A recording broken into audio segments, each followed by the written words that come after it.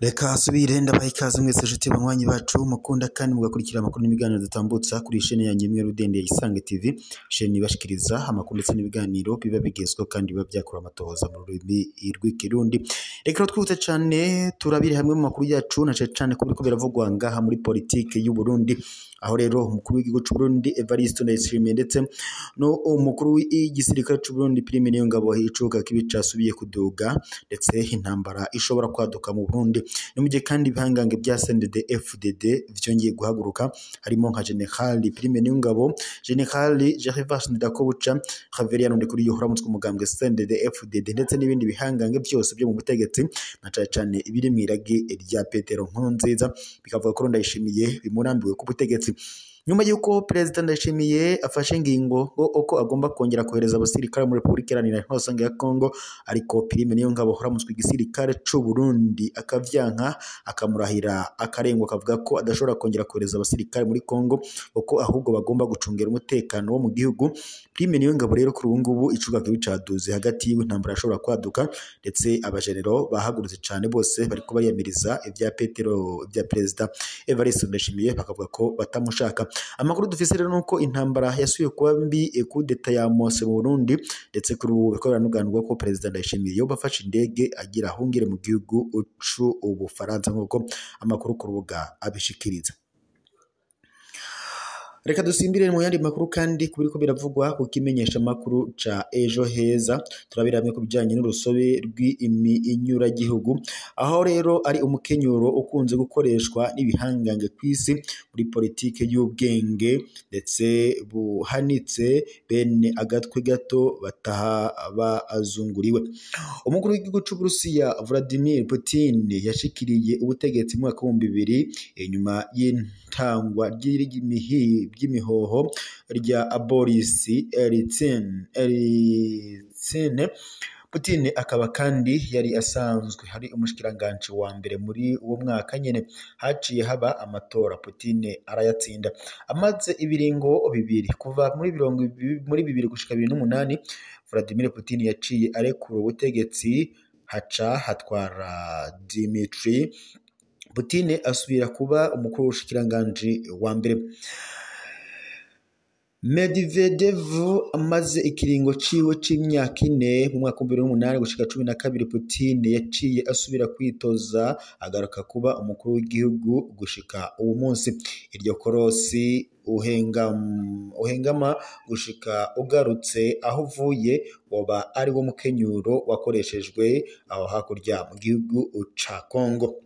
Umukuru w'igihugu ca Kongo Joseph Kabila yashikiriye ubutegetsi amasaha make inyuma y'igandagurwa rya se wiwe ariwe Laurent Désiré Kabila bikozwe n'uwamucungera ubuzima. Havuzwe vyinshi barabira ibintu hafi bavuga ko ngo barabutswemwo ukuboko kwa Joseph mu rupfu rwase naho atavyemezo vyabonetse. Ukurekura ubutegetsi kwa Joseph Kabila byaragoranye gato aho hajemwo n'agakuru kabamwe mu makungu n'akaruru kabamwe mu makungu bamwagiriza ko yashaka kwiyongera ibindi biringo bivuye ku ukunguruza isango ry'amatora ya 2018. Hari amakuru kandi avuga ko habaye amasezerano y'ibanga hagati ya Joseph Kabila ndetse na Félix Tshisekedi Tshilombo mu kumuha ubutegetsi biciye mu mugwi wari ujejwe amatora seni utangaza ko ari we yatsinze, mu gihe kandi abahagarariye amatora bava muri Eklezia Katolika n'abavuye mu makungu bavuga ko uwaronse amajwi menshi yari Martin Fayulu. Uyu Fayulu rero yoba yimwe ico kibanza kubera hari hamaze kumenyekana amakuru ko hari ibihugu vya Buraya vyamaze kugiranira nawe amasezerano yo kuzobaha ibirombe vyimbwamo ubutare abanje kuvyaka ibindi bihugu bikomeye harimwo ndetse na Leta Zunze Ubumwe za Amerika. Induru zaravuze ko Fayulu yibwe ariko kandi vyahavuye biherera mu majambo kuko Tshisekedi yaciye arahirira ayo mabanga. Ayo masezerano y'ibanga avugwa yoba yari ajanye n'ukuntu Tshisekedi yotwara maze Kabila akazogaruka gushasha kumwe vyabaye mu Burusiya. Ukuzimangana kwa Joseph Kabila akamara igihe atavuga wari umukenyuro wo kubanza kwibagirwa, mu nyuma hagaca hatangura isekeza y'abanyagihugu batangura kuvuga ko bipfuza ko Joseph Kabila agaruka ku butegetsi kugira ngo atorere inyishu ibibazo by'umutekano muke mu buseruko bwa Kongo vyaboneka ko vyananiranye kuri Tshisekedi. Muri ayo masezerano kandi y'ibanga haravugwamo ko hari umuhari uzotera mu buseruko bwa Kongo, maze ikaba ariyo mpamvu Tshisekedi yari guca atanga imihoho avuga ko yananiwe, agaca aho ubutegetsi Joseph Kabila nawe akitwa ko yagiraniye amasezerano n'uwo muhari, gutyo amahoro akaboneka kugaruka mu buseruko bwa Kongo. Kabila agaca atwara ikiringo c'ifatakibanza cotegura amatora ubwiwe yaciye atsinda. Hari amakuru y'ibanga kandi avuga ko bamwe mu banyamahanga n'abo mu bihugu vya Afrika bahanuye Tshisekedi ko yokwisokora muri ayo masezerano, nyabuna nawe agakoresha ubwo butare mu kwiyubakira izina bwite mu makungu atarinze kugendera mu kwaha kwa Kabila. Igihe abanyagihugu batangura gusemerera babicishije ku mbuga ngurukanabumenyi ndetse no ku mugambwe wa Joseph Kabila ko bipfuza ko agaruka, yaciye aseruka atangura gushikiriza ijambo abicishije ku mbuga ngurukanabumenyi avuga ko ababajwe cane n'ivyo abanyagihugu bo mu buseruko bwa Kongo bariko baracamwo, ariko kandi ngo ikibazo cabo kizotorerwa inyishu. Ubwo nyene ubutegetsi bwa Tshisekedi bwaciye butangura kugurura ibirego kuri Joseph Kabila bumwagiriza ivyaha bikomeye nko kumuzibira kugira ngo ntazohonyore muri Kongo. Joseph Kabila Kabange yahavuye ahonyora muri Kongo aciye mu buseruko bw'ico gihugu mu bibanza vyagenzurwa n'umuhari wa AFC M23, yongera kandi araboneka atembera mu mabarabara yaho nyene aramukanya n'abanyagihugu bo ngaho.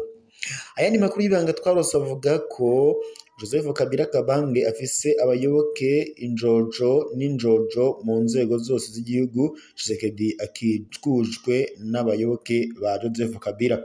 Gutyo bikavuga ko rero umuhari AFC M23 ufashwa cane n'ibihangange mu nzego zo kwivuna abansi hamwe ndetse n'iz'igihugu mu kuha cane amakuru yose ajanye n'igisirikare. Mu gufasha AFC M23 bivuga ko ibihangange mu nzego z'umutekano bategeka abarongoye abari ku rubuga gukinjura aho uwo muhari igeze hose ngo bikitwa ko batsinzwe. Biranavugwa kandi ko abari ku rubuga rw'intambara bigaburamwo imigwi, abayoboke ba Tshisekedi bakaja ukwabo, abayoboke ba Joseph Kabila nabo ukwabo, ariko kandi bigakorwa mw'ibanga, maze AFC M23 igahabwa amakuru yose aho abayoboke ba Tshisekedi bari, akaba ariho itera kandi ikabagwa ko giturumbuka kuko iba ifise amakuru yose abega. Abatewe basavye ubufasha bakabwirwa ko abaza gutabara babuze aho baca kubera ngo babatangiriye. Nk'uko amakuru kandi ava muri Repubulika Iharanira Intwaro ya Kongo bivuga, uwo mukenyuro niwo ngo Laurent Desire Kabila yakoresheje mu gufata igihugu kinini ca Kongo mu kiringo cababa amezi 6 gusa.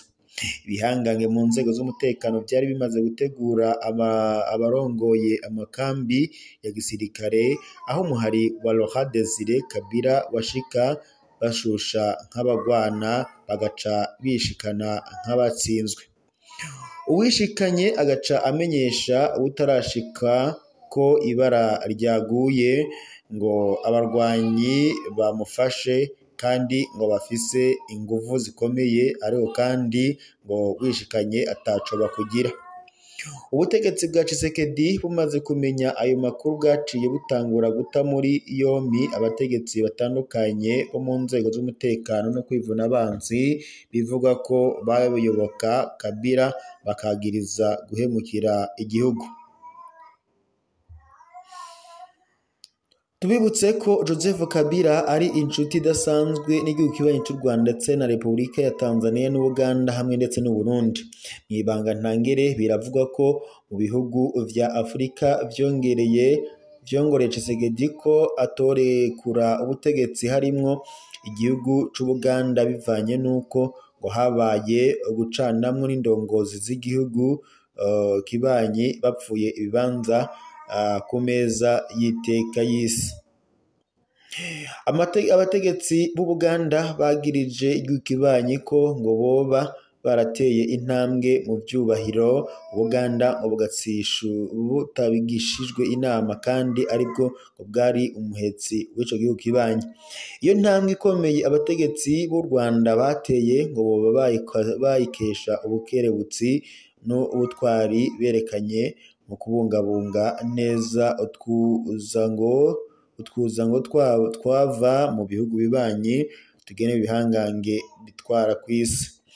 Mu gushaka guhana abategetsi b'igihugu kibanyi, abategetsi b'u Buganda basabye Tshisekedi ko yokwaduka agasarana igihugu kibanyi ko gitegerezwa gukura ingabo zaco ziri mu buseruko bwa Kongo, nubwo ico gihugu kiyamiriza kivuga ko atangabo gifise muri Repubulika Iharanira Intwaro ya Kongo.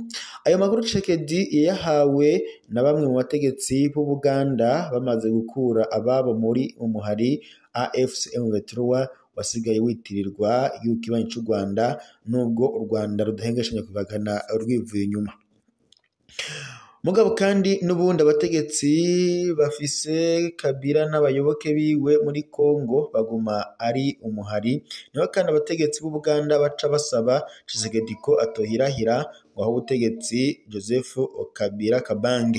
Nubwo umukuru w'igihugu ca Angola ariwe João Lourenço yagerageje hakaboneka amasezerano yo gusubiza hamwe hagati y'Ubuganda n'igihugu kibanyi cy'u Rwanda, ababizi barazi ko indongozi zo hejuru zitarasubira kurabana ryiza babaye bwubahe ijisho ry'ibihangange kw'isi kugira ngo amayira bacishamwo utwuzango twabo ntahungabane. Abamoterwa cane barumvamwo akotsi k'ishari bimwe mu bihugu bifitiye ibihugu bibanyi ku ntambwe biba vyarateye mu vyubahiro kw'isi kugeza naho rwakira amanama akomeye kw'isi, inkino z'isi ndetse n'ibindi bikorwa ibindi bihugu bidahabwa, byose bivuye ku bukerebutsi bw'indongozi z'ico gihugu mu kwifata n'icabwenge mu buseruko bw'ico gihugu. Bamwe mu bindi bihugu bipfuza ko ico gihugu kibanyi ngo cotakaza iryo soko rukoresha ico cubahiro kw'isi. Amwe mu makuru adasanzwe ariko aradushikira avuga ko Tshisekedi yategetswe n'ibihangange gukurikiza amasezerano afitaniye na Kabila aranana kubera hari abandi bakomeye kw'isi bamwemereye kumukingira. Ayo makuru kandi adasanzwe avuga ko bishitse Tshisekedi yakanana rwose ngo hashobora gukoreshwa iyindi nzira itazomworohereza na gato. Tugaruke ku ruhara rw'u Burundi mu vyabaye mu buseruko bwa Kongo. Tubibutse ko Joseph Kabila ari inshuti idasanzwe n'umugambi CNDD-FDD kuva uri ku butegetsi. Ubwo bucuti bwarakomeye kugeza aho Joseph Kabila yakiriwe mu muryango w'ubumwe mu bihangange bya CNDD-FDD, yongera kandi arahavukira nk'umwana wabo. Abazi ibyabaye baravyibuka. Bamwe mu bihanganga vy'umuhari CNDD-FDD ukiri ku rugamba bari barahawe impusha zidasanzwe zo kugurura inganda mu buseruko bwa Kongo mu ntumbero yo korohereza umuhari n'indongozi zawo kuronka uburyo bwo gukomeza urugamba. ubutegetsi bwa Evariste Ndayishimiye kwitaba akamo ka Tshisekedi ni urupfasoni mu maso y'ababanyi ndetse n'amakungu, gusa haca hasigara kumenya umutima w'uwahamagawe aho uhagaze mu bijanye no gushigikira uwo bafitaniye ubucuti n'uwo basangiye ivyubahiro vy'ibiti. Bamwe mu Barundi bararerekanye akanyamuneza muco bise ugutsindwa kw'ingabo z'u Burundi mu buseruko bwa Kongo, ariko kandi abatahuye neza haravuzwe akajambo ko ibibanza byafashwe atantambara zibaye. Ku bafise agatwe gato biragoye gutahura ibijanye n'intambara zisharuje imikenyuro ya politike. Bamwe muri abo Barundi icabateye akamo ako kamwemwe baciye biha ishusho babonamwo ivyo bipfuza mu Burundi bigenze nk'uko byagenze muri Uvira. Kubwo umwiheburo ukomeye, bamwe barasabye ko abo hakurya muri Kongo ko b'abanyamahanga bosimba bakabakorera akantu nk'ako bakoze iwabo. Ariko kandi abo Barundi ntibamenye ko ari ukwiha akamenyo urinze uja gusaba ababanyi ngo baze kukubakira urwawe, mu gihe wewe wamanitse amaboko uba werekanye ko ataco umaze, kuba udashoboye kwigwanira nk'abandi. Bamwe muri abo Barundi igihe bene wabo b'Abarundi, abagabo Imana yahaye ububasha, bababwira ko bashaka kubatabara, basimbiye ku isunzu ry'inzu ko ngo badakeneye ubafasha, ngo ubufasha buvuye kuri ba kanaka kuko baboneka bakomoka aha na hariya. None uwo munsi hageze aho basaba ubutabazi bakavamahanga kubwo umwiheburo. Kire noneho rero ababanyi bose n'amakungu baratahuye ububegito bw'Abarundi bamwe bamwe bateye akagere abagabo. Nico gituma amakungu yose ubu yirabiye hejuru, ariko kandi umwana abisha mu ngobyi bwaca bakayimuhekamwo, harashobora kuba uguca inkoni ingufi. Nayo abatagatwe mu rusobe rw'iminyuragihugu igana mu mabenga ya politike bashobora gutaha bajejeta imyuna. Ivyo intahe yo kuri ico kimenyeshamakuru cacu rero ca Ejo Heza cariko irashikiriza. Iyo ni inkuru tukesha ikimenyeshamakuru ca Ejo Heza. Ariko amashimiro makuru yacu rero yakanya turazosubira n'ubundi makuru araza kuba agezweko.